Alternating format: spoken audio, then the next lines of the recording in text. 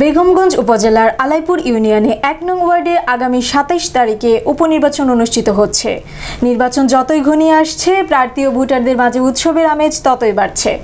মঙ্গলবার দুপুরে প্রচারণা মাঠে ব্যস্ত সময় পার করছেন ১ নং ওয়ার্ডের মেম্বার প্রার্থী মোহাম্মদ ওমর ফারুক। তিনি আমাদের নোয়াখালী জেলা প্রতিনিধি মনির হোসেন সজীবকে বলেন, আমি যদি মেম্বার পদে নির্বাচিত হই, ওয়ার্ডে অসমাপ্ত কাজগুলো সমাপ্ত করব এবং ওয়ার্ড থেকে মাদক ও সন্ত্রাস মুক্ত করব। উল্লেখ্য, ওয়ার্ডটি শূন্য ঘোষণা করায় এই ওয়ার্ডে পুনরায় উপনির্বাচন হচ্ছে। আমি এই এলাকাতে উন্নয়নমূলক কাজ করতে চেষ্টা করব এবং এলাকাতে মাদক বিরোধী অনেক আছে, আমি এগুলাতে অংশগ্রহণ করব, মাদক দূর করার চেষ্টা করব এলাকাতে।